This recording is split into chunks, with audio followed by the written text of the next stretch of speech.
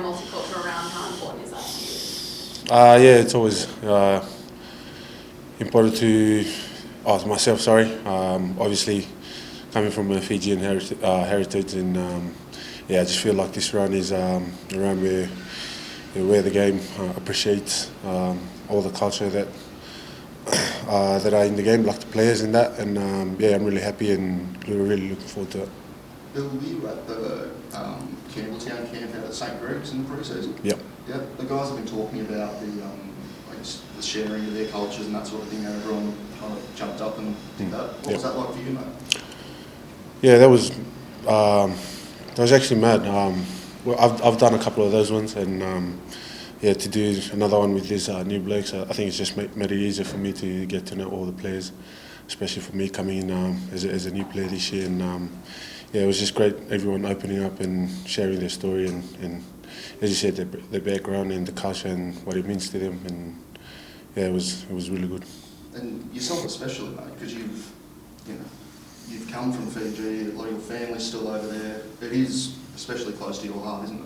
Yeah, always. It's always family comes first for me. It's one of the things that gets me out of bed every morning, to be honest. I still got mum, all my family still back home in Fiji, and every time I play, I know there's always family around the village that come to my house and sit in front of the telly and cheer me on every time I play. So, yeah. Has this week celebrating multicultural around, as great as it is, been tough for you? I guess just reflecting, because it's been a tough few months with you, obviously, with your father. Yeah.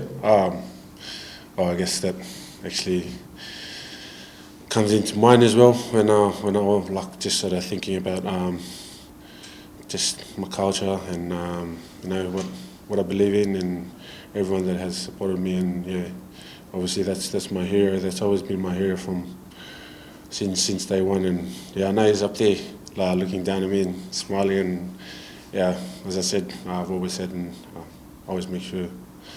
Hopefully I make him proud every day. Every day I wake up, and this is another special round. This is for him. I guess, is this week, every week, as you said, you want to do it for him, but is this an extra special one where you're going out there and playing to honour him? Yeah, I guess not only him. I think everyone gets out there and sort of represent the flag. They carry that flag with them. I carry my Fiji flag.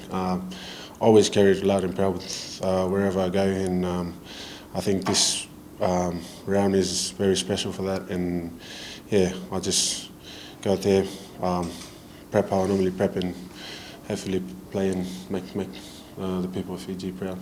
Is there a bit of added excitement playing here at Belmore? Yeah, it is. I had a little bit of taste of that in the second trial, 15 minutes of it, and the crowd was mad.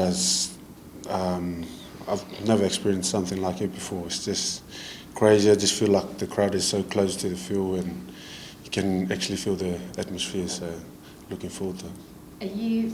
Would you say that's the best? I mean, you've played in grand finals, you've played in rep games, but is that almost the best atmosphere you've been a part of? It's got to be up there. It's just crazy. Just walk out the tunnel and kids. No shirts. Some of those kids had their shirts tied around their heads. So just feel like how crazy the fans and the community.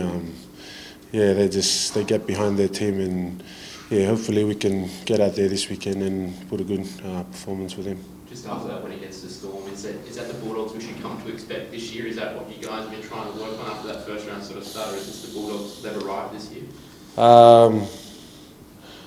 No, I think we still got a lot.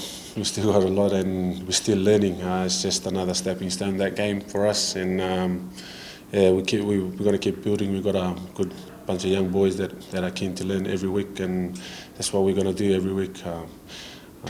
Win, lose or draw, we come in and we learn, and we get on the paddock and try and get better every week. So the warning is you can still get a lot better. We can get better. Yeah. What do you think it is that clicked in that second game compared to the first one? I think just sort of from that game, we just we sort of rewatched it, or I watched it personally, and just feel like was just sort of passing to a person that's in a better position. So everyone was just moving the ball around, and we're just trying to move the Melbourne team around a little bit. They got a good forward pack, so that was sort of part of the game plan as well, and it just worked out for us, which was good. Can I ask, back on the St Greg's camp, some of the other boys were just saying that they got emotional sharing their stories. Was that emotional for you, sharing your family story, particularly given it was a tough time? Yeah, I think everyone shed a tear that day. I think when you ask all the boys what was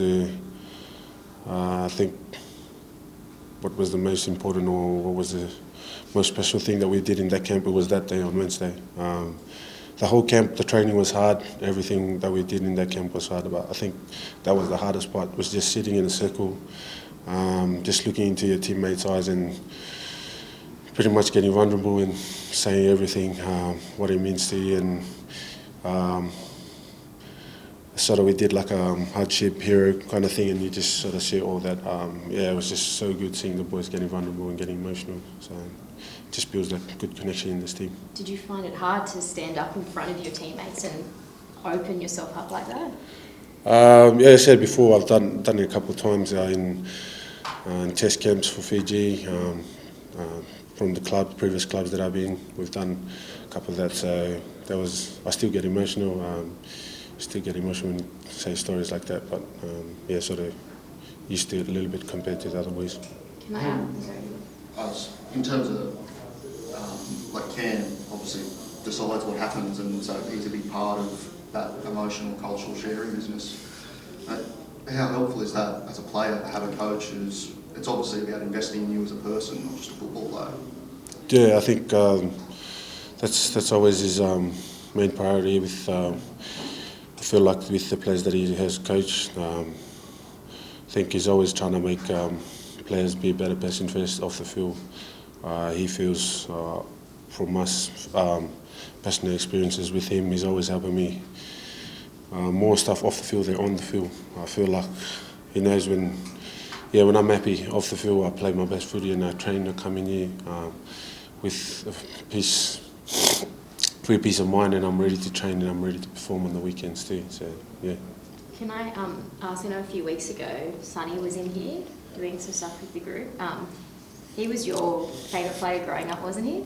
Yeah, man, if I could go back and check my search history on YouTube, it's always going to be about Sonny Bill Williams' big hits, and it's always just it's always up there.